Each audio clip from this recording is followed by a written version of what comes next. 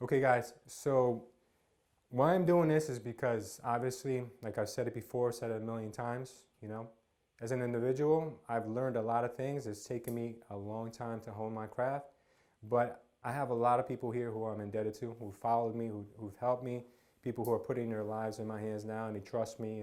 And what I want to do is I want to teach you guys the lessons I've learned over the last 15 years so we can condense that learning curve into a short period of time. Like with some of you, you guys have noticed that it's been less than a year and you guys are rocking, you're doing great. So what I want to do right now is I want to help you guys decipher, all the aspects of this business, not just this business in general, but business as a whole. So before we start talking about business, about real estate, about anything in general, I want to talk about ourselves because I've always told you guys before we could be good at anything, we have to be happy with ourselves. We have to be a better version of ourselves. We can't expect other people to believe in us if we don't believe in ourselves. So before we even get to that part, I learned a lot recently as I took some time off from work, as you guys all know. Learned a lot of things about where we came from, why we are the way we are, certain things that trigger us. So very, very interesting, powerful stuff, and I'll cover that with you guys now. We are the way we are because we have certain chemicals in our bodies that make us do certain things and give us pleasure for certain things, right? As you guys know, there's certain things we all like to do and there's things we hate to do. And there's reasons why we do everything. There's reasons why, even in the animal kingdom, a newborn puppy or a newborn anything, it already instinctively knows, hey, I have to go to my mother. And the mother instinctively knows, hey, I have to take care of this. But it was never taught, and it's never taught to us either, that we have to do certain things in order to survive as a species. So with that being said, I wanted to speak to you guys about the first set of chemicals, which is our survival chemicals. And you guys might be very familiar with some of these. It's definitely going to be, things that you guys can relate to. The first one I'm going to touch on is called our endorphins. With our endorphins, guys, this is something that most people will call the runner's high. Now, why they call it the runner's high is because I'm not sure if you guys have ever been in a race or if you guys ever done like a jog around the park. While you're running, you're abusing your body. You're tearing it apart. There's nothing that's more like destructive on your kneecaps or on your spine. The total compression, nonstop. But we don't feel that. We feel a high. When we're done running, when we're done cooling down, we feel like, wow, man, I'm so happy I did that. That was great. It was incredible. I feel like I could do this every day, right? 2 hours go by. You're home. Everything starts to kind of cool down and you're like, oh shit, my back, my knee, oh my, what was I thinking, right? But during the time that you're actually doing the exercise, you're on, you're in heaven. You're flying. Everything's great.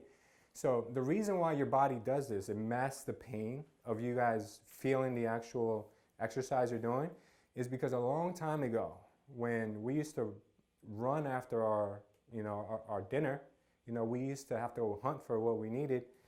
There was something that had to say, you know what, as a result of you exerting all this energy, we have to develop a way for you to not feel it. That way you'll continue doing it. And after a while, you start to feel good every time you do it. So you do it and you forget about the pain that's, behind the door. So the reason why we feel these endorphins, guys, is because it keeps us from starving. If we didn't have these endorphins, we would only be thinking about the pain. Everything would be painful and we wouldn't do it. Nobody would ever do it. Maybe as a species would have died off a long time ago. Same thing in the animal kingdom. They're all like that. You understand? So what I want you guys to understand is some of these things are instinctive by nature, but they're going to come full circle when I speak to you about business later on. So as these chemicals are released, we have this reward system that when we get done with whatever the exercise is or whatever the long sprint that we did is, you feel great. And that's like an endorphin that you get when you're like, oh man, that was great. I feel like $1,000,000. So that's something that's not just mental, like we think, oh, it's a mental thing. It's actually a chemical thing. And these chemicals are released into your body and it rewards you for doing all that exercise you just did. So this is going to be something that's a system. This is something that was a system that was developed within nature in order to keep us doing doing these actions, these events that we don't necessarily like doing. You know, not everyone likes running, right? I didn't like running when I was a kid. I hated it. You know, I was good at it, but I just hated it. It wasn't my thing. As I got older, I started to develop more of a passion for it, because after a while, your body gets programmed to look for those rewards. You know, same thing with the other chemicals I'm gonna talk about later. So that's why you see some people so like into running or working out, training, whatever it is, because your body is seeking that high, you know, that pleasure. Everyone has, you know, different preferences, obviously, but it's referred to as the runner's high because it goes way back into ancestral history. You know, powerlifting wasn't available when you were chasing, you know, buffaloes or whatever it was back in the prehistoric days. But you know, this is something that is a system within us in order to keep us going. So the same thing with exercise can be said with intensive labor. So if you guys have ever, I don't know, if you guys ever worked construction, or if you guys have ever done something that's really, really hard work, and then at the end of that day, after that hard work, you're like, you know, I feel good. I accomplished something. I did something great. You know, the reason why you feel that way is because your body's rewarding you, you know, for doing something productive. You know, if this wasn't built into us, we wouldn't do anything that got us to the next point. We'd all be stuck, stagnant with whatever we had. You know, that's something that helped us create shelter. You know, like as a species, we die off if we wouldn't have shelter. Now, building a house, I don't know if you guys have the pleasure of building a house, but it's really, for some people, it's almost like meditation. You know, you clear your mind, you're making something beautiful, but at the end of the day, you're physically spent, right? And if we didn't have these endorphins masking the pain while we were building these houses, none of us would do it. We'd probably just look for a cave and just wait for it to, you know, stop raining. So as a species, this is something that also gave us shelter, you know, it gave us food. One other thing that releases endorphins that all you guys are probably very, very familiar with is laughter. You know, how many of us have gone to like a comedy club and it's just been like amazing experience, you can't stop laughing, and then after you leave the club, you're like, oh my God, my stomach is killing me from laughing so much, right? Like it hurts that it was so funny, right? Your stomach is hurting and you're like, the reason why that happens is during the time that you're laughing, your body's releasing these endorphins. So you don't feel the pain. But after the endorphins wear off and everything is calmed down, you're like, man, my stomach is cramped from laughing so much. And you're laughing about the fact that you're hurting. But it's actually the same endorphin that keeps you going as a species that's released when you guys are having, you know, a great time. So that's why they say sometimes, guys, that laughter is the best medicine. Because sometimes it is. Sometimes maybe you're in a bad mood, or you got something ailing you, you know, something's hurting you. You know, take a minute and listen to a funny, you know, comedy clip or watch a funny movie. You'll feel a million times better, and that's because our bodies are releasing these chemicals that are helping us with pain in general. And so it definitely is something that that you guys should look into if you ever have something that's killing you. I know Rob right now, he's going through a hard time. You should watch some Eddie Murphy Raw and maybe just sit back and maybe feel a little better. I'll move on, guys, now with the second survival chemical. This is dopamine. And I know you guys have probably heard the word thrown around because a lot of pharmaceutical companies, they rely on these types of pharmaceuticals that mimic what dopamine does in our bodies. So dopamine is the reward system for progress, the actual reward system for progress. So what this did for us as a species is, so we're walking around a savannah and we see a tree. Tree is full of fruit, right? Now, it's going to take some effort and some planning in order to get, you know, the fruit down from the tree. So what dopamine did was, dopamine would reward you every step of the way, every time you got closer to getting that food or getting whatever you needed in order to survive. So dopamine is what helps us today, is why it feels so good when you're checking stuff off your list, because you're getting to that goal. It's why you put, you know, beautiful cars or a beautiful house on your wall, because that's your goal, and the closer you get to it, it feels good. Now dopamine, the funny thing about dopamine is it wears off. So people are always constantly looking for that, you know, that reward, you know, that feeling that you get when you first get something. I don't know if you guys ever noticed when you were a kid, you're like, oh man, I can't wait to get my Christmas present. You get your Christmas present, you're like all smiles, everything's great. And then the moment like 2 weeks go by and the Christmas present is, not news anymore, you look for the next toy, you look for the next thing or whatever it is. So same thing as a species, we can't blame our kids for being greedy. It's just as a species, it's the way that we're programmed to be. If not, we would have died off a long time ago. Same thing with the previous chemical. Now, dopamine can also be destructive, because I know some of you guys have experienced personally or know people who have gone through these things. When dopamine is released into your body, it's highly, highly, highly addictive, right? So that's why people have a hard time eating, within certain rations, because every time you eat, your body rewards you in order to keep doing it. If it didn't, then you wouldn't have the urge to eat as much. So with eating, sometimes people get carried away. And that's why some people are obese, or the opposite. Sometimes people, try not to eat, and it's just very crazy, because you're going against your body's chemical reactions. With smoking, same thing. I know some people sometimes like to criticize other people, for smoking. You're like, come on, man, knock it off. It's a pack of cigarettes, put it down. Why can't you just stop and look around? No one else is smoking. But the thing is that when people stop smoking, they don't get that dopamine fix. It's not so much about the nicotine, it's more about the dopamine in your body. When you see people stop smoking, they throw on 20 pounds. And the reason why is they're replacing one dopamine for another dopamine. So I've always been confused by it. I'm like, it's like clockwork. Every time someone stops smoking, they blow up. It's crazy. I thought it was maybe like an oral fixation, or no, it's actually the fact that your body's looking for these chemicals.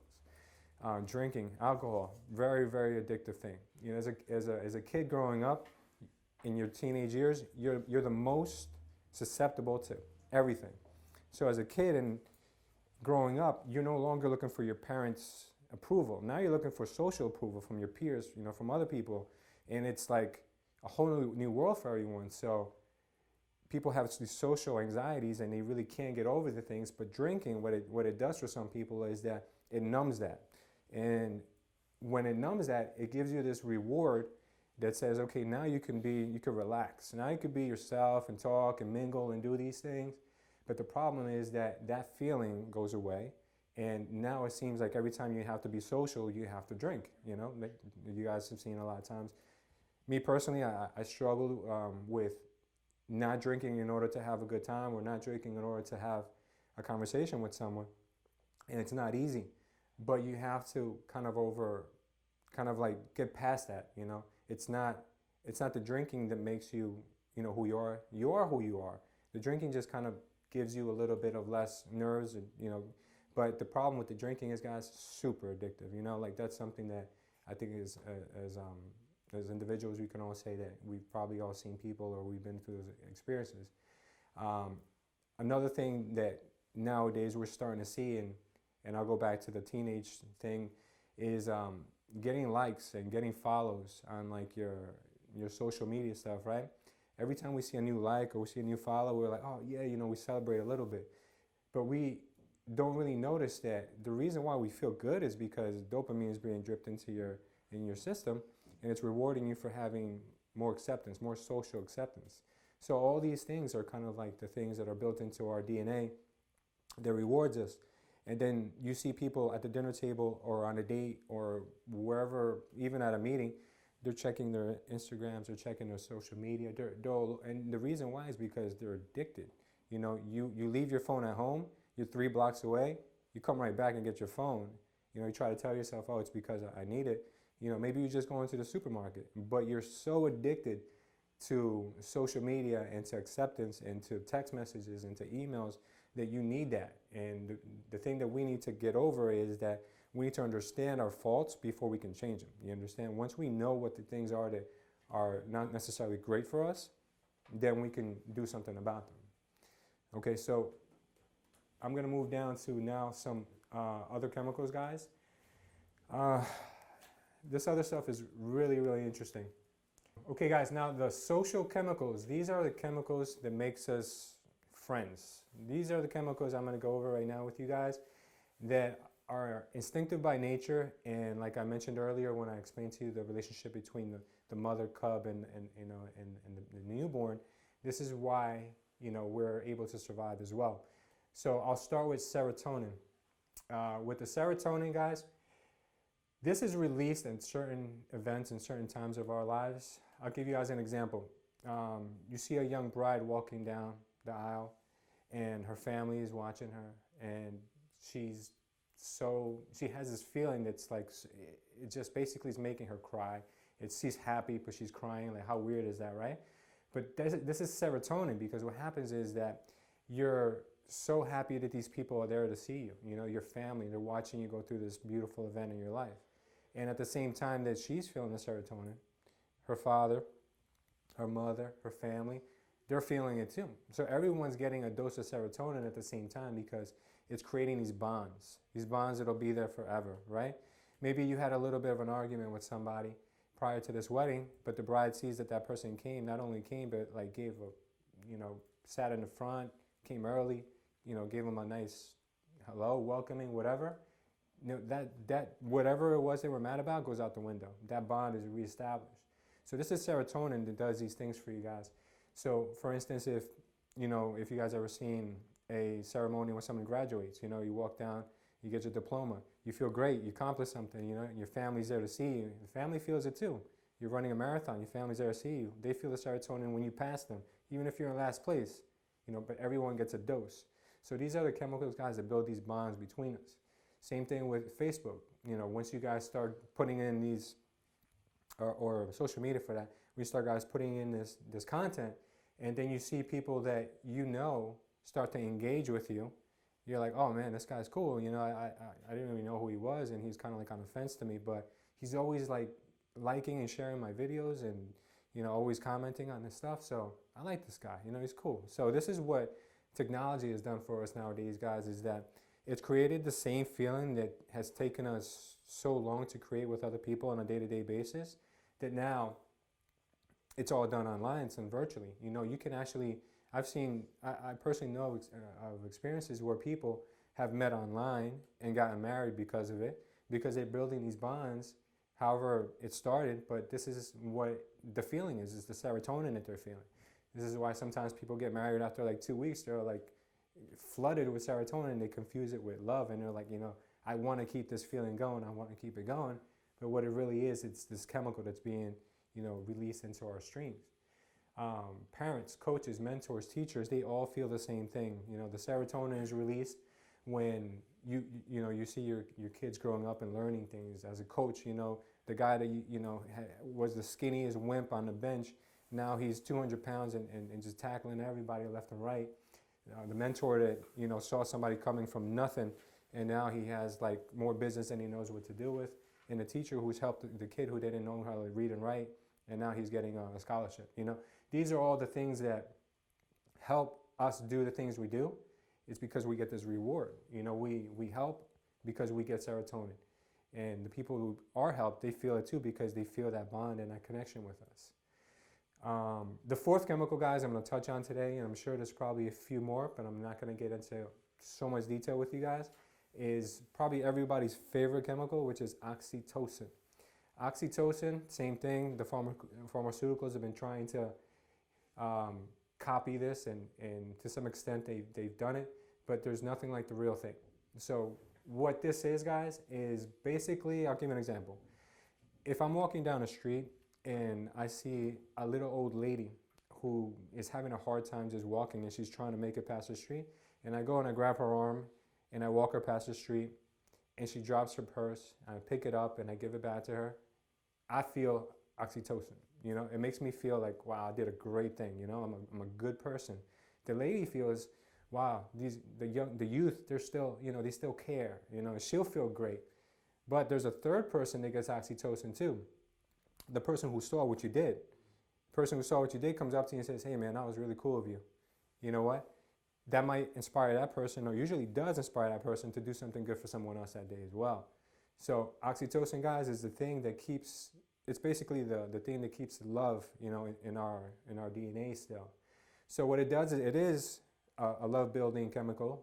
It builds trust, friendships, long-lasting friendships, and a sense of belonging. Now, this part is really important, because I know a lot of you guys have had different people in your lives that are no longer there. It's kind of like different chapters in your life. And the reason why we tend to not spend any more time with other people and we move on in our lives is because as a species, we're programmed to have about 150 people in our tribe. Now think about that, right? Some of us have 2,000 people in our Facebooks, on our Instagrams, on our social media. But how many of those people, if you saw in a restaurant, you would go over to them and say, hey, listen, I got a table over here. Come sit down, we'll eat together. Probably not a whole lot of them. The reason why that is because a long time ago when we started to develop these little groups, the groups are always around 150. So now if you look around, there's probably 150 people who you'd probably invite to your wedding or maybe to a big event or whatever it is, because you know that these are the people you partake with. And it's no coincidence that it's 150. It's just because it's built into us, and that's just the way it's always been.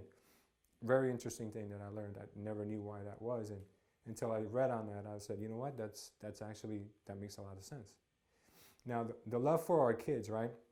Why do we love our children so much? You know, my wife, for example, when I met her, she was anti-children. I hate kids. I don't want kids. No kids. I don't even want to see other people's kids, right? I'm telling you, the minute she had our first, it was like, even while she was pregnant, I've never seen her as happy. And the reason why is because our bodies give us this oxytocin to make sure that we build these bonds with our children. Because if mothers were without oxytocin, what's going to make them breastfeed, which is a painful thing from what I've heard. What's going to make them want to go through labor, which is probably the worst pain you can have. It's because of the oxytocin, guys. It keeps our generations going and going and going. And, we need to take care of these little kids because, like unlike some other species, we know we can't do anything for ourselves. Some kids can't do anything for themselves till they're 18 years old. It's crazy, but it's because, and this doesn't go away. You see the mother with the addict as a son or a daughter, and they're like, you know what, why doesn't she just give up on this guy? And it's not because, she loves the kid or whatever. That's not the reason. The reason why is because we're programmed. These chemicals are built into us when we were first brought into this world. They'll stick with the mother forever, no matter how old or how young. So that's the reason why that connection is made. Same thing, guys, for businesses, right? Why did I go away for so long a few months ago? Is because I have trust. If I didn't have trust in you, if I didn't have trust in my staff, then that means that I wouldn't be able to leave what I worked so hard for in someone else's hands. Without oxytocin, that level of trust would never exist. Businesses would never become businesses. There would never be a hierarchy because you always have to trust the person that's under you. So in a sense, guys, it keeps the structure of our lives in place. Really important for us to keep in mind as we go into this little reunion we have today.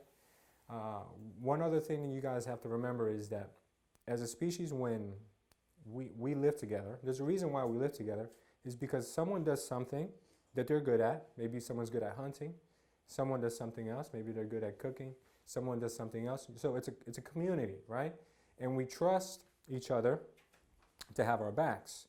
That's why we've lived in these communities, right? So there's an old saying that says, 4 ox will never get eaten by a lion, as opposed to 1 ox will. Because 4 ox, if they're at ends with each other, they're looking at every angle. So there's no way they can get snuck up on. But if you're by yourself, the chances of you getting taken down by a predator are huge. That's why people work in organizations, they work in communities, because it's strength in numbers. So that's exactly what you guys will have to keep in mind for this boot camp. Now, there's one chemical that I want to just touch on briefly because it has a lot to do with oxytocin. Oxytocin keeps us happy, right? We know that. Oxytocin is something that we always try to strive for. But the minute that we're depressed or we're nervous or we're scared of something, cortisol is released. And cortisol, I know you guys I've heard about it probably in the recent years, is the stress chemical. So the stress chemical is what makes us anxious. You can't have oxytocin and have cortisol at the same time flowing through you. It's either one or the other.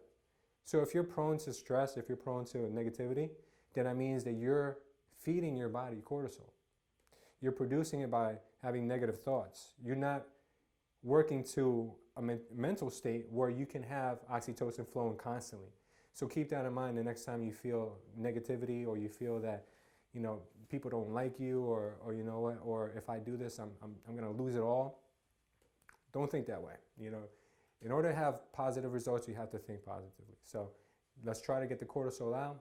Let's try not to dwell on the past if we've had bad experiences before. Because with me, guys, I'm a perfect example. Life is not easy. You make mistakes. I've made plenty of mistakes. I'm going to write a book one day called How to Fail at Business, because that's what I think I've been good at. I've failed so many times that now I think I've done enough where I can maybe do something productive. So any questions on these chemicals, guys? I just want to move on to kind of like the meat and potatoes now. Now we're getting into our business development, right? Okay. Now, a lot of you guys have chose this as your career. Have you ever taken the time out to ask yourself, why did I choose real estate? Why didn't I choose car sales? Why didn't I go into the medical field? You know, why is it that I'm here? You know, is it because I love real estate and it's a passion of mine? Is it because, hey, I heard these guys make a lot of money, I want to make money too? Ask yourself and be honest with yourself, right? Last year when we first opened up here, I had a few of you sit with me and go over your business plans. Business plans are great, but from what I've learned is that you guys also have to self-examine yourself and be self-aware. Self-awareness is key in anything. Now, what I'm going to want you to do is, I'm going to give you guys a little homework, a little task. I mean, this is not for me, this is for you guys, right? Now, what I want you to do is, all these questions that you see here, all these examples that you see here, I want you guys to ask yourselves the same questions and put down some notes. Start to develop your, not so much business plan, but your blueprint for success, right? So let's start with the first question, and it was, why? Why are you a real estate agent, right? I asked myself the same question when I heard this. Well, I'm in real estate because certain events in my life led me here, right? But why did I stick with it? You know, what is it that I love about real estate so much? Why do I tell people that I couldn't see myself doing anything else? What is my vision? So your why is your vision, right? If your vision is weak and your vision is because I like making money, right? How many people do you think are going to want to help me get toward my vision? Not many, because not many people care if I have money. But if my vision is what I'm going to tell you my vision is, I'm sure more people would get behind me. So I really kind of probed myself and asked myself, why is it that I'm in real estate? Why did I choose this career? What am I going to do with it? How am I going to leave my legacy? So what I've asked myself is that, and the answer I've given myself so far, and it's still a work in progress, is that I want to revolutionize this. I don't want this to be, hey, look, this guy opened a brokerage, he had a bunch of listings, a bunch of agents, and then he retired to Miami and now it's his whole life. No. I really want to change this business the way it is, the way it's been done, how agents are treated in this business, because I feel that it's so backwards that it's not fair. I want to change the way that brands view their content and their employees, because it seems that up to now, anytime you see one of these big players, it's all about their brand, right? Let's push their brand and let's brainwash everybody out there. But they forget that there's real people behind that brand. And if you focus your attention on these real people, you're helping yourself, because you're not looking like that guy, or you're not looking like that person who's all about themselves, all about, you know, trying to get self-preservation, about the brand existing forever. If your message is clear and concise, if you're doing it for the right reasons, people are going to take notice. Your company will take notice. So what I'm getting at, guys, is that my why, from what I've seen so far, is that I'm going to revolutionize this, point blank. It's going to be different. When I'm done with this, it'll be a different game. But along the way, I want to make other people better. And when I say other people, I mean people that are in my organization, people that are outside my organization that will benefit indirectly. So I do want to leave my mark in this world. And now, given that, how many people do you think will get behind me? Now, when my vision is clear and concise and it's about humanity in general, I feel like I have a better chance at it. So I'm giving you guys that example. I don't want you guys to say, hey, mine is the same thing because I think like Lewis. No, we're all individuals. You know, if you guys have a similar goal, fine. Make sure it comes from inside and make sure it's really you, okay? Now, whatever your reason for it is, because this is what's going to keep you going, right? Never lose focus of your vision. So whatever your vision is, have it somewhere. Make sure you see it all the time.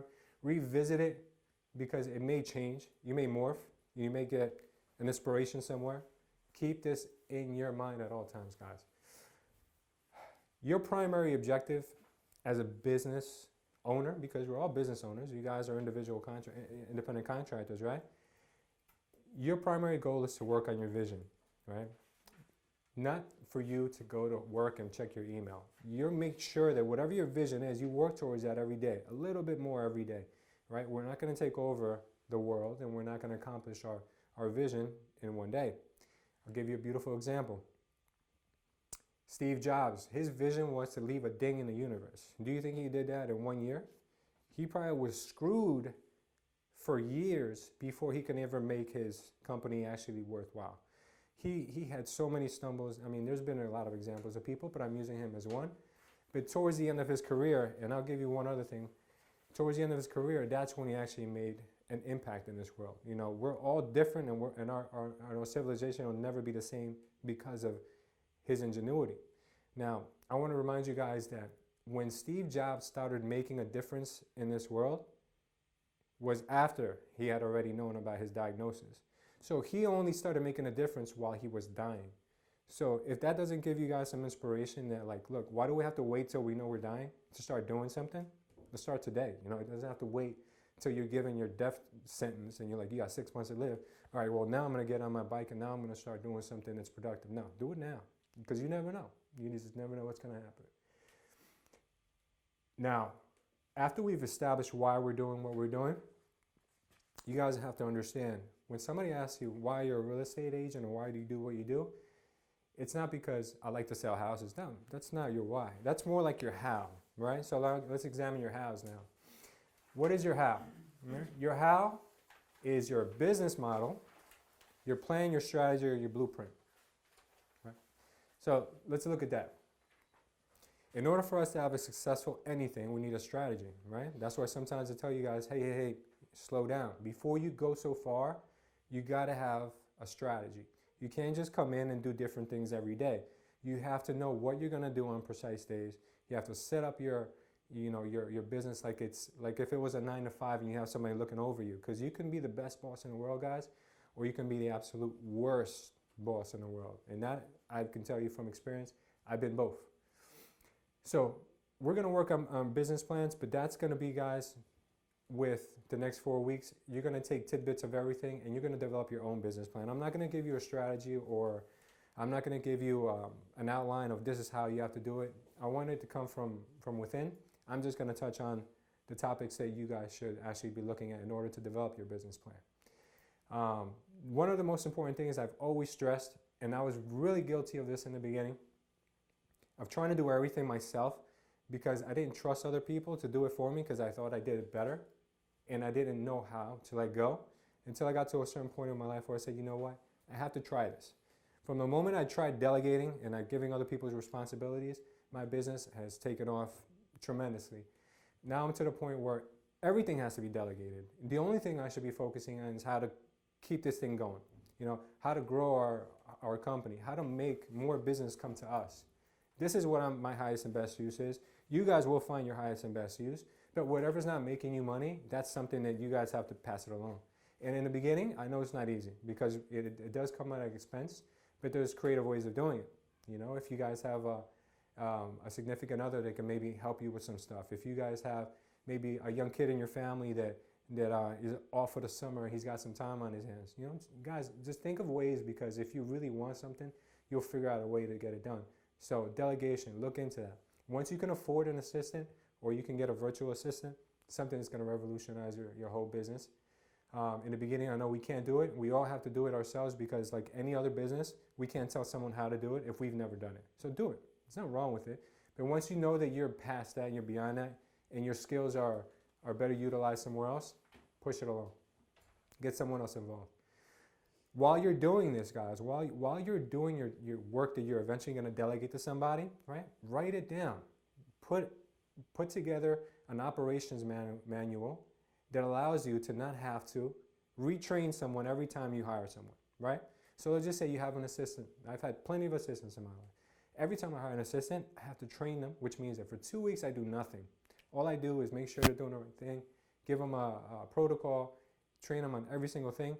But now what I do is that I try to notate everything that I would teach someone. So for instance, if that person said, you know what, I had it, I quit, I got a better opportunity somewhere else, give them the operations manual. The operations manual is self-explanatory, and you fill in the gaps. Maybe you hold their hand for the first few days, but there should be enough specification there for you to be able to just move that person along and just have them do their own thing. What I'm doing now, which you guys can do too, which is really good, is I'm doing a 101. You guys will see my YouTube page. I have Real Estate 101. What does that mean? Every time we get a new agent, do I have to train that agent? Do I have to hold his hand and show him how to do a contract, how to do this, how to do that? No, I don't. If that person really wants to learn, they go on the Facebook page. They see everything that they're supposed to learn. If they're passionate about it, they'll review it 10 times. The only thing I have to do is make sure that that person is comfortable, and if they have questions, I can help them. But I'm not going to teach them mundane things that need to be done over and over and over and over again, because that means that while I'm doing this, I'm not working on my vision. So you guys have to do things in a way where it could be replicated and it could be scalable. So think about that. Now, goal setting, very important. Some people call it promises, some people call it goal setting. Really important, guys, for you to have some type of quarterly goal, biannual goal, or a goal for 5 years. You know, think about where you want to be in life. Put those things in a perspective where you can be reminded by it all the time. You know, these are things that sometimes we forget, or sometimes we undermine ourselves. You know, like I wanted certain things in my life, and I put them on boards, I put them on vision boards. I would constantly think about them, meditate them, and eventually I'd get there. And we wouldn't be able to do these things if we didn't take these practices. So really important in your business plan or your strategy is to have goals. Self-improvement. Now, self-improvement, guys, is one of the most important, if not the most important thing that is going to help you have a healthy business. Self-improvement means that if you want to be great, you have to feel good about yourself. You have to be a person who is able to motivate others. If you're not a person that has these qualities, these traits, don't worry about it, because I wasn't born with it either. You know, I was actually born somewhere where I probably would have never ended up amounting to anything in life. The circumstances have got me to the place where I am, and over the years, I've had a lot of pitfalls, I've had a lot of bad experiences, and I stopped to sharpen my sword, and I worked on myself, right? I worked on myself to the point where I think that I can help most people around me. A lot of people ask me for advice, and I love to give advice because I don't like to see people go through the things that I've experienced. I like to see people do better with their careers, with their lives, because it gives them joy. And the happier they are, the more productive they are. So why wouldn't I want to help someone? There's people out there, there's brokers out there who like to keep their agents down here, broke and never knowing, because they're scared that one day they're going to know more than them and they're going to take off. But if you create a social atmosphere where there is none of that, there's no reason for anyone to ever want to leave. And if they do want to leave, you shake their hand and you never burn a bridge. And I tell you guys this not because you're real estate brokers, but eventually you might want to grow a team. Eventually you might want to do things that are bigger than what you're doing now.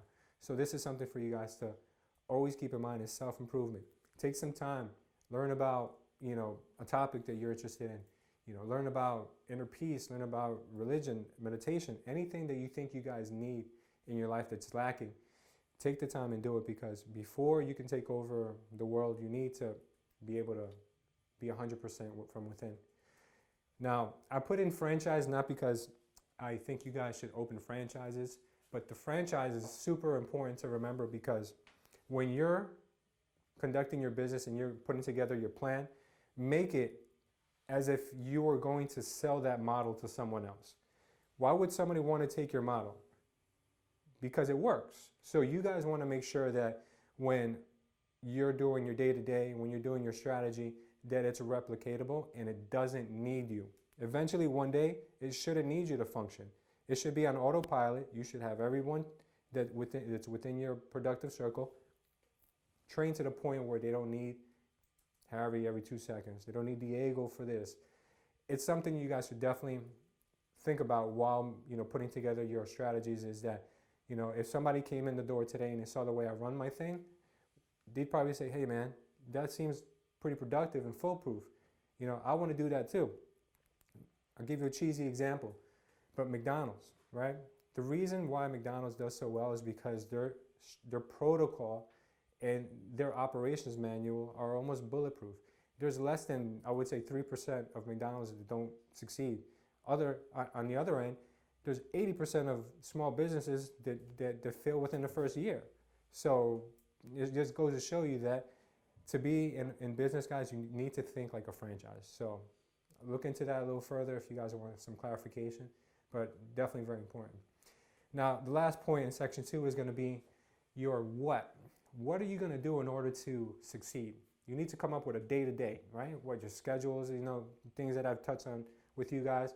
What is it, the activities you need to do in order to get in front of as most people as possible? These things are obviously for you to develop on your own. I can give you some ideas, but it might work for me and might not work for you. So play around with these things and create your to-dos for the week. Once you get to the point where you don't need to do it, you can delegate that too. But in the beginning, you guys always have to make sure that you do at least have your game plan in order. Okay. I wanted to talk about this. This is something that I've never understood until recently. Why does a CEO of Pepsi make millions of dollars a year? And why does someone who works at Whole Foods make $30,000 a year, $20,000 a year? I don't know, right? It's because of the value that they bring to the marketplace. So if you guys want to make more money, right? Very, very common. If you want to make more money, you have to add more value. So how do you add more value? Like what I talked about earlier, is you have to make sure that you're more valuable. You're more attractive, not physically, but you're a better person. Once you've accomplished this, guys, the money will come. So educate yourselves, learn about the things you don't know, ask the questions, then you can actually bring more value to the marketplace. Once this is done, forget about the money. The money is going to roll in, right? Thank God that I've put this into play, and it actually worked out. So guys, from firsthand experience, don't worry about the money so much, worry about yourself. Worry about the person that you want to become. And then everything else is on autopilot. Don't worry about it. All right, so we're moving along. Section 3, that is pushing you into the right direction. You don't know how much it's costing you until you got these figures in front of you. So you really need to make sure that that's done on a daily basis. It's difficult, but like any routine, guys, any habit, it's formed after you've pushed yourself so many days. And after those days, it becomes routine. So work on it, and I'm sure you guys will benefit from that as well. Now, also what you got to keep in mind when working on quantification is your projections, right? So today, give you a beautiful example. I might have closed 10, 15 deals year to date. Who knows, right? I don't know. But what I do know is that how many deals I want to close this year, right? I gave myself an ultimatum a few years ago, and I said I want to close 100 transactions this year, right? And all I saw was 100. That's all I would see. I would put 100 on my wall, and this is what I need to get at. So I knew that I had my projection for that year. How I got to that projection was by quantifying what I was doing on a daily basis. By the end of the year, I was able to do over 100 transactions. The only reason I did do that is because I gave myself that projection. I gave myself that ultimatum. You can do this with anything, guys. If you want to get 10 listings, if you want to meet 5 new people every day, whatever it is that your long-term projection is going to be, then that's what you need to focus on. Make sure you have it. Without it, you have no direction. So make sure that's something you're implementing, something that you're strategizing with.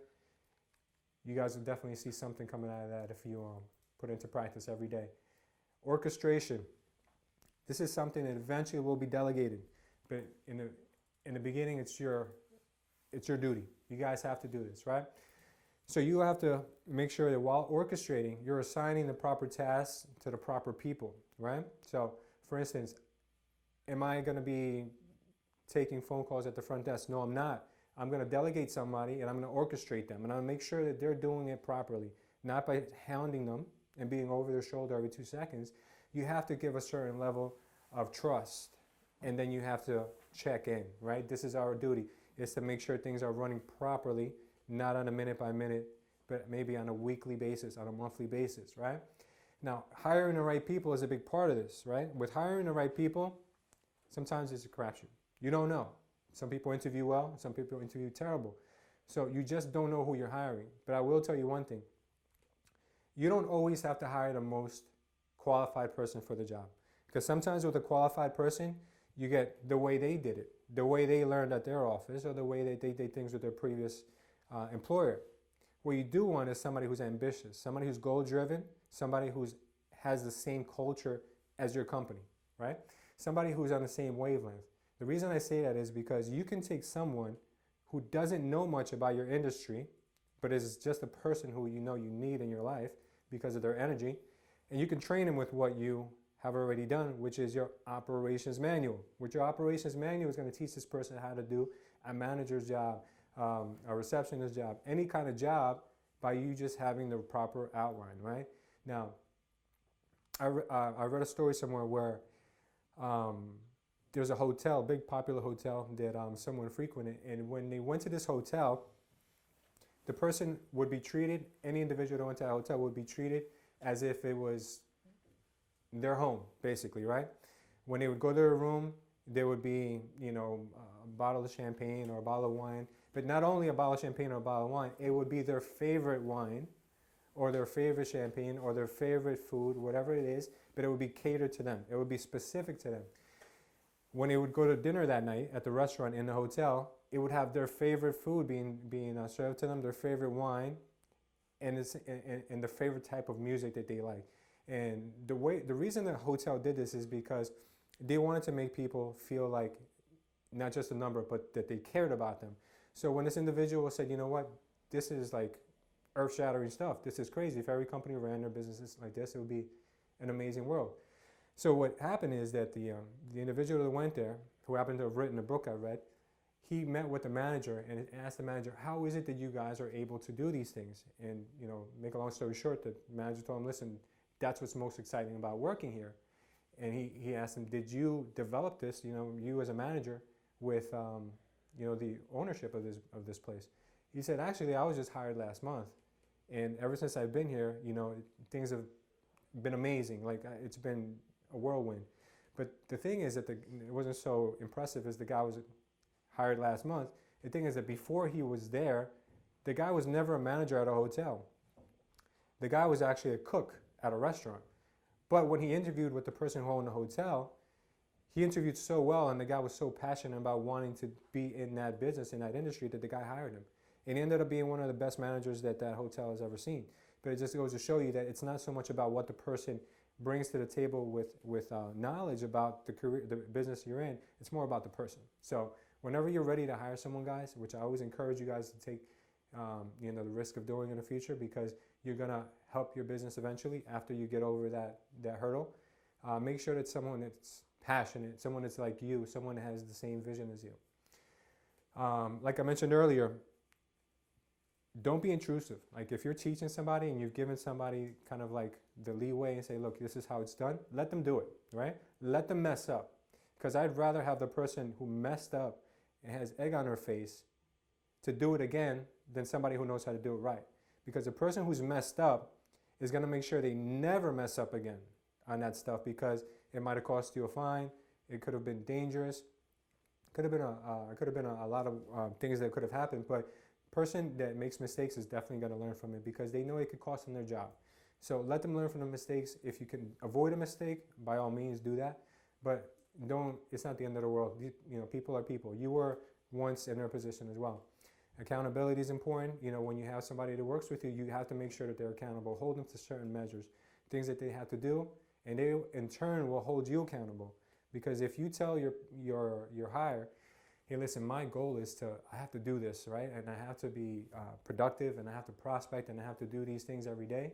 When I first hired Joelle, she'd get mad at me when I wouldn't prospect. She'd be like, it's 10 o'clock and you still haven't even gotten your prospecting calls yet.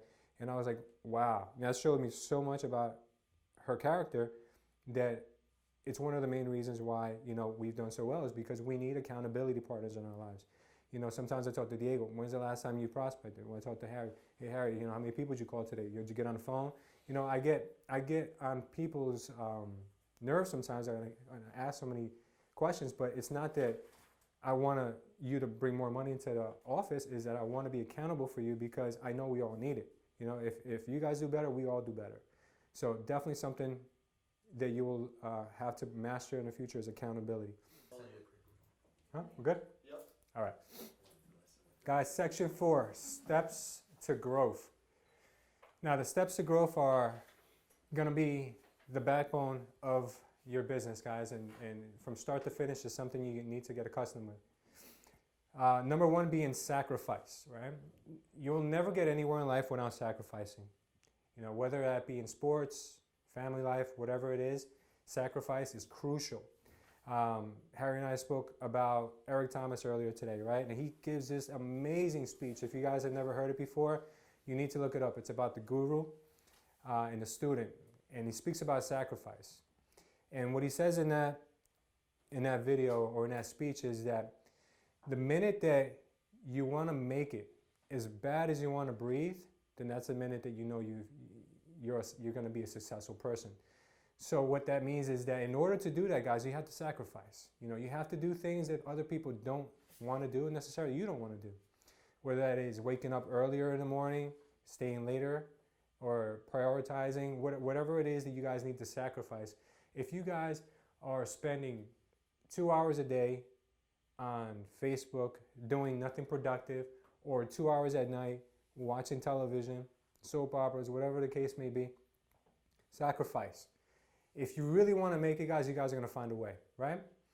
Let me give you an example, guys. If you guys are on a sinking ship and there's water rushing in, right, you would do whatever it took in your power to get off that boat or on top of the deck, right? Or onto a lifeboat, whatever it took, no matter what. Think about business in the same way. If you want to be self-employed, if you want to be the commander of your day, you need to make sure that you want this and you want it bad. Because if you just want to be mediocre, no problem. Be mediocre. No one's going to care. You know, at the end of the day, only you have to live with your life. Whatever goals you have set for yourself, do you think Ricardo cares if you hit your goal? Nobody cares. The only person who's going to care is you. In order to get there, guys, you either have to give up things that are not being productive to you, or just live with the results you have now. You know, if you're comfortable with what you have now, and you just want to talk about doing bigger things, then don't waste my time, don't waste anyone else's time talking about it. If you really want something in life, guys, make that change. Make something happen, okay? You have to figure out, in order to get there, what is the driving force inside of you, right? What makes you get up early in the morning? What makes you want to do things that are going to be productive, right? Ask yourself these questions, right? What's driving you, right? Is it your family, your kids? Is it the fact that you have a sick uncle or a sick mom or dad that you need to make money for in order to take care of them? Or is it, you know, is it that you want to prove to yourself that you can make it? Whatever it is, you need to find out what's driving you. When I first learned that I was having my first child, my daughter, I panicked because I was doing real estate for years. I did real estate for years. I did investing. I did mortgage. I did a lot of stuff, right? I did so many things that once I heard that I was having a kid, I said, oh shit, now I got to start making money. But meanwhile, I was making money the whole time. So while my wife was pregnant, I'm like, what things can I do? What things can I do? Or how many more things can I do? Maybe I could get another business. No.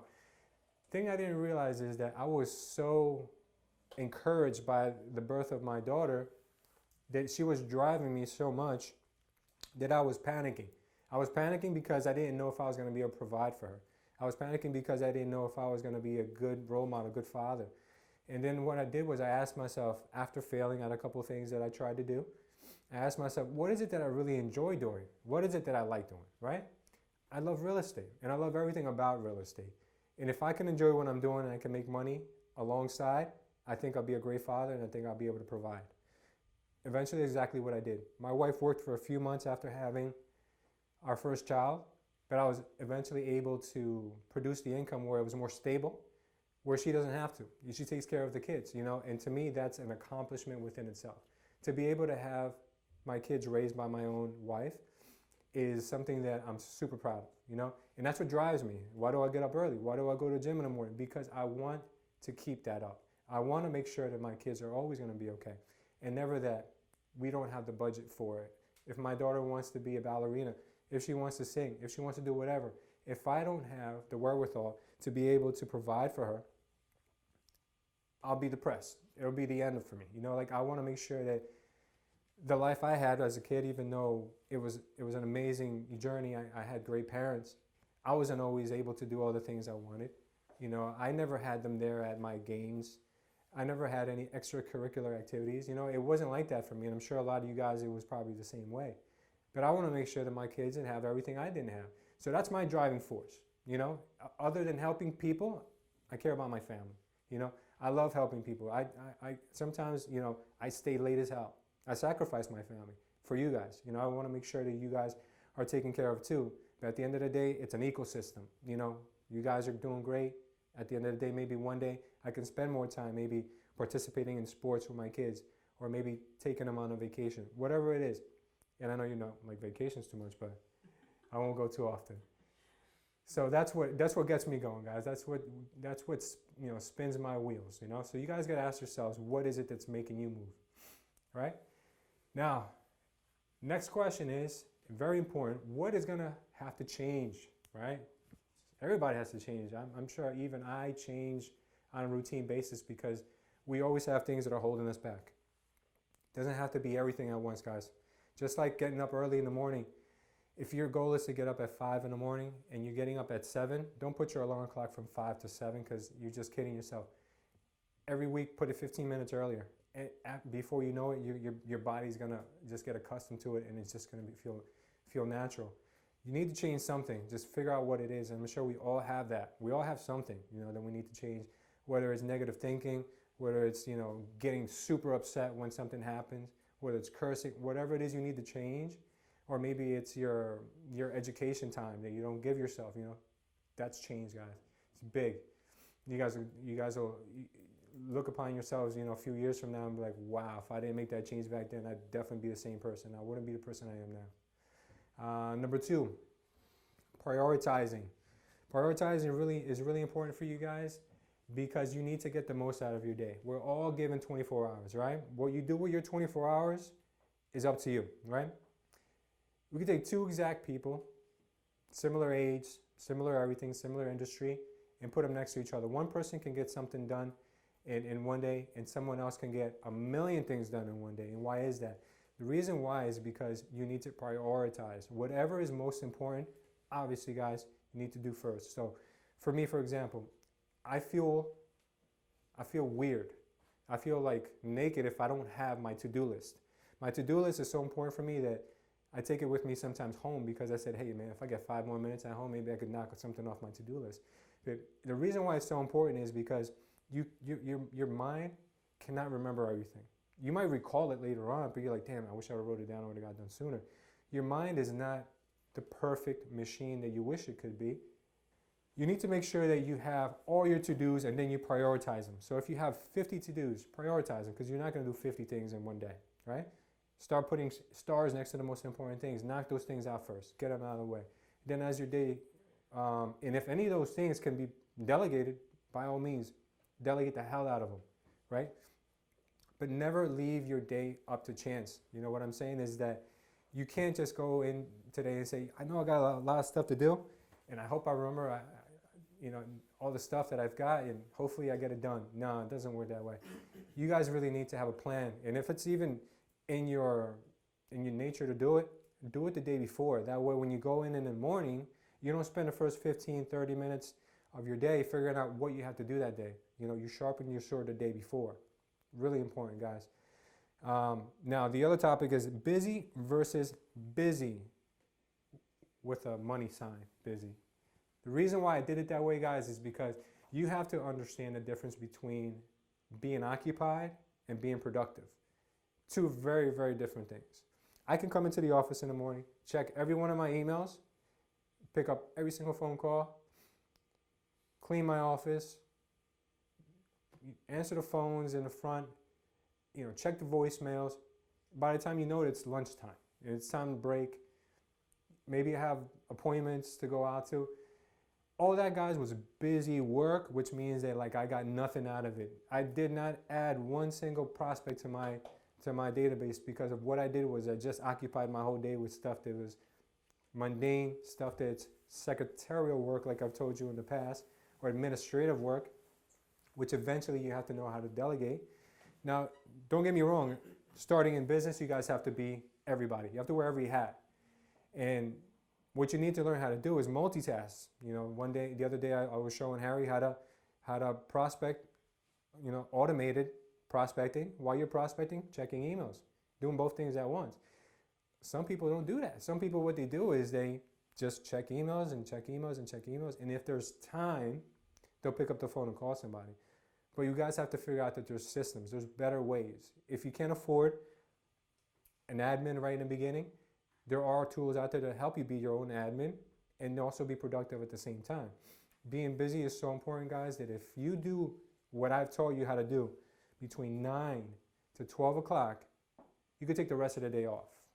Forget about it. Go home, go to sleep, go home, go take your kids somewhere. You would be more productive than 99% of the real estate agents out there. Which means that if everybody follows this and everyone does what I'm teaching them how to do, you guys will be unstoppable. All it needs is just some time for it to start to progress. But keep in mind that you need to be productive busy, not busy, okay? Really important. Everybody's clear on that, right? Now, I spoke about this earlier. Do the most important things first. I'll leave that to you guys to prioritize. I'll move on to the next topic, which is health. Health is super, super, super important, guys. In my life, guys, I'll use myself as a clear example. As a kid, when I was still in Guatemala, another country, my diet was totally different. You know, my snack was tomatoes. You know, like that was the way that I was brought up. Now, fast forward, we came to this country. It went from all organic, all fruits and vegetables, all clean, grass-fed, you know, meats, everything organic. Coming to this country, shocking my system into eating nothing but processed food. I blew up like you wouldn't imagine. I was an obese kid, right? Now, the reason why is because my mother didn't know anything about diet. All she knew is that you have to put as much food as possible in front of your family. So I went from eating all good food to eating garbage, right? I didn't know any better. It tasted great. But the stuff that's in this food, these things, they're like neurotoxins. They kind of like, it's like an addictive substance that makes you want to eat more. That's why they say you can't eat just one potato chip. It's because there's something in it that just makes you want to eat more. But as a kid, you don't know this. So you just go through life just eating whatever you have in front of you. Now, I got to the point one day where I got done with the bullying, with the teasing. My self-esteem was, you know, garbage. You know, I didn't believe in myself. I didn't even take the time to study because I was just like socially awkward. I got to a point one day where I was like, you know what? I got to take control of my life. You know, why is everyone else, all these other kids doing better in classes? Why are they better in sports? Why have they excelled? I asked myself this. I was probably like 14 years old. No, I take that back. I was probably like 11 years old, right? 11, 12 years old. I picked up a book, Arnold Schwarzenegger's Pumping Iron, right? I started working out. And I noticed, I said, you know what? I've lost weight, but I'm still eating the same junk I was eating before. What if I tried to switch up my diet as well? So I went from being an obese kid to being in really good shape, being a tremendous athlete, playing basketball with Harry since I can remember. Like, we had the greatest of times, right? Went through high school, whole social life changed, everything changed. And the reason that changed is because I changed. If I would have remained to be the same person who didn't exercise, same person who didn't eat right, I would still be that same person and probably would have been depressed through my whole life. God knows what I'd be doing. I would not be helping other people. I would not be mentoring people. So it all starts with your health. And why I get on your case so many times, guys, is when I say, hey, wake up early, go to the gym, do something, meditate, yoga, do something, is because in order to be better, guys, you have to feel better about yourself. Both physically, mentally, spiritually, it's all super important. So with that example I've given you about myself, you know, I obviously felt better, did better, went through high school. I felt to be an incredible athlete. I wrestled, soccer, everything I could do, I did everything, right? Then came to the point where I got into my professional career, and I felt that drinking excessively and eating junk again was okay. I said, you know what? I'm busy, I'm making money. I don't need to worry about so much about my diet. got up to 208 pounds at my heaviest, guys. I was super.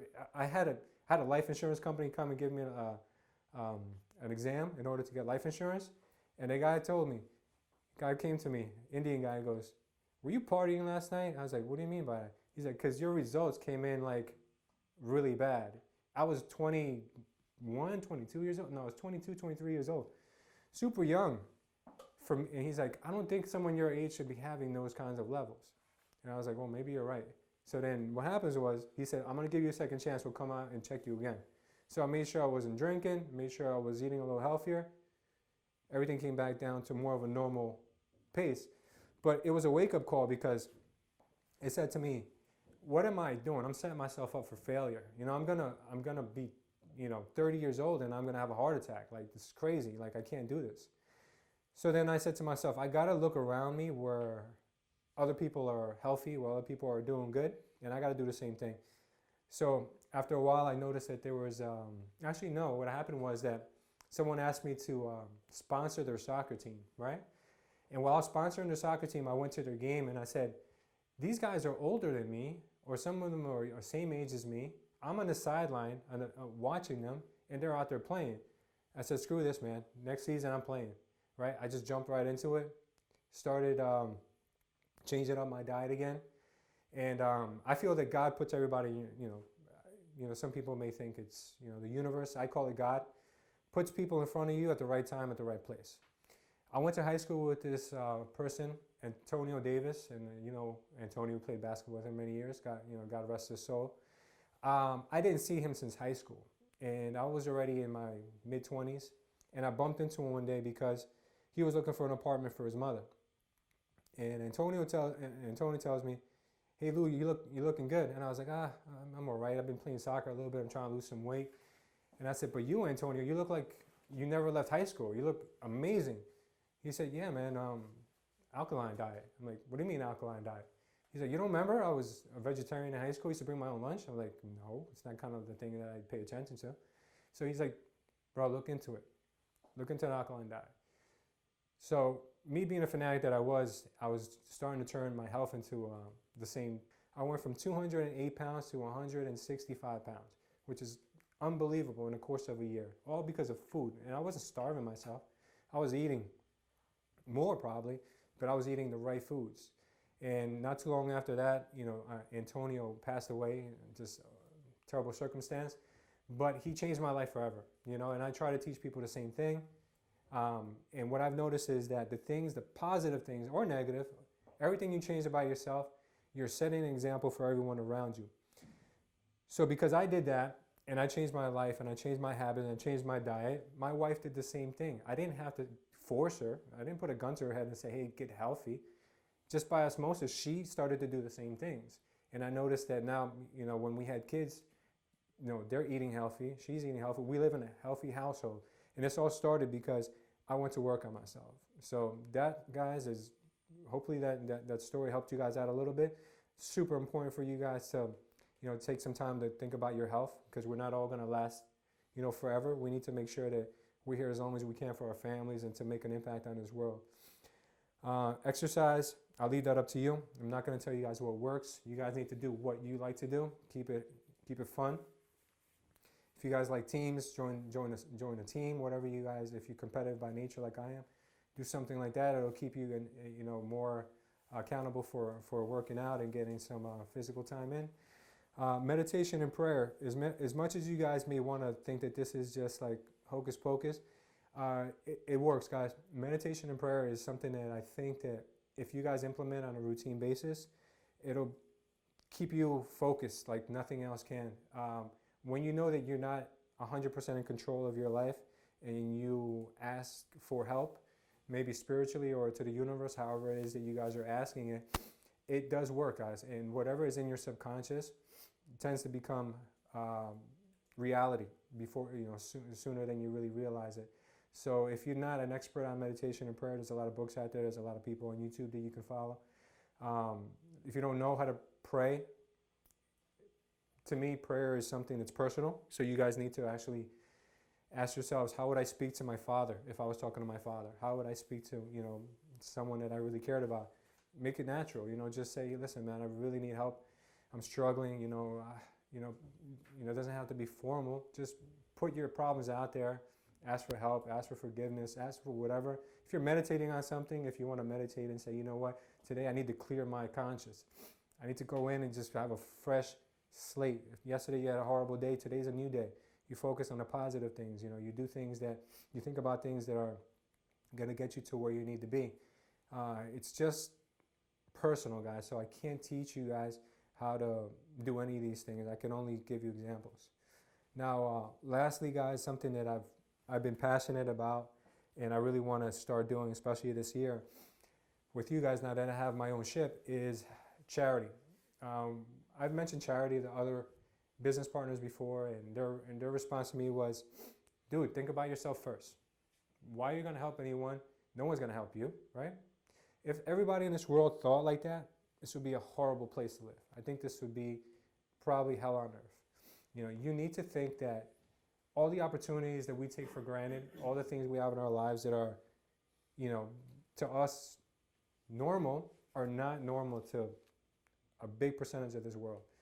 The fact that we have clean drinking water and we don't even realize it, and we leave the tap running when we're brushing our teeth, that is something that we should be grateful for.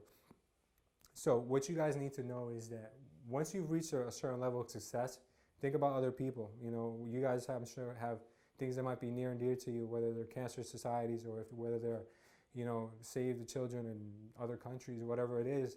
Make sure you have something where you can give to, something where you feel that, what, if I make it, one day I want to, my goal one day is to make an impact in another country, or maybe in this country, but I want to help, children. I want to help kids that didn't have any opportunities, that they don't know any better. Things that you need to understand is that the education we're getting here in other countries, they don't get it. It's just not normal. The things that we have. I'll give you guys a crazy example of what I saw during the Olympics this year. They did a documentary on China and how China does their Olympic training, right? The Olympic training in China is done differently because in there they have this committee that goes around to all the villages in the whole country, and they pick kids that meet a certain height, weight, build, all these characteristics. And if you're chosen to go into this program, you're taken away from your family when you're 4 years old, 5 years old, little kid. You don't see your family until you're, allowed to. So you basically don't grow up with a youth, right? You don't grow up normally. And there was this little girl in there who was probably about, I would say 12, 13 years old, right? She's been in this program for 10 years. She was a gymnast. She said in her interview that my mommy told me that if I get a gold medal, that I can have an iPad. Right? This girl's been busting her ass for 10 years, and she doesn't have an iPad. She doesn't have a family life. She doesn't have anything. You understand? And all she could think about was wow, one day I might have an iPad. It's just unbelievable because of what?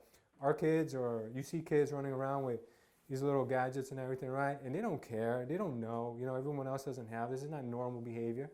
But they're using these things as if it was, and in other parts of the world, this just doesn't happen. So it's just a wake-up call. It's a shocker. Here sometimes we guys, we have warm houses to sleep in. Some people don't even have that here. So give back, guys, whenever you can. This year I'm going to try to organize some stuff that we could do together. And it's not mandatory. It has to come from the heart. But I think that together we can make an impact. So I think that that is something that I'm passionate about, and hopefully you guys can get behind as well. And it comes full circle, guys. I've noticed the more I give, the more I get back. Not that I'm looking to get back stuff, but it just happens. It's just the way that this world works. Now, karma is another thing. You guys got to ask yourselves, is karma real, right? I personally think it is. I've noticed it a lot of times in my life when people have done me wrong. Not that I've made things go wrong for them, but God always has your back. Things always happen, whether it's karma, whether it's God, however you see it. Things always work out the way you're supposed to. You understand? Everybody gets theirs. If you're a good person, you're good-natured, right? You're not always going to have rosy days every single day. You are going to have some hurdles, but eventually, guys, good deeds and good karma will bring you that back. So remember that that's something good to put out in the world. So charity is that. Charity is good karma, guys. So whenever you can put good positivity into the universe, it's always going to reflect on you as a person, and it will definitely reflect in your business. And now, lastly, my last topic for today, guys, is teaching, right?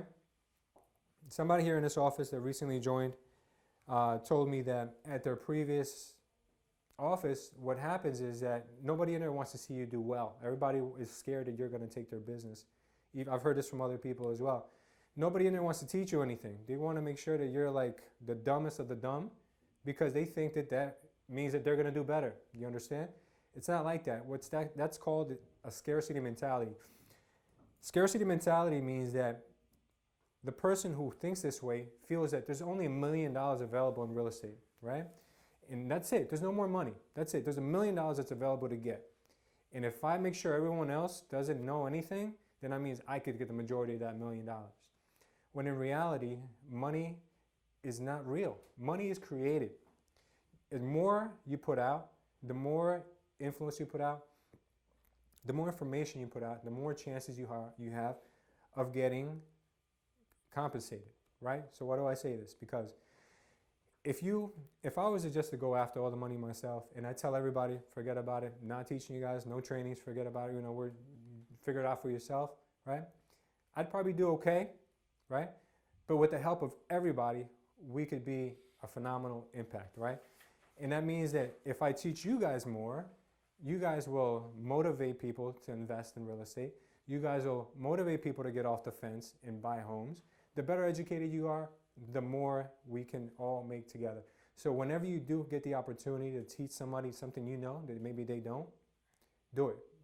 It's not going to mean that you guys are going to go for the same listing one day and they're going to take it because you taught them something that you knew. Forget it. If that happens, and they do you dirty like that, like I said, karma, it's a bitch. So don't live your life thinking that someone's always going to do something negative to you. Obviously, I've made some mistakes with those types of things, but limit yourself to taking certain risks that you don't have to take. But as far as being a teacher, never hold back. Always teach.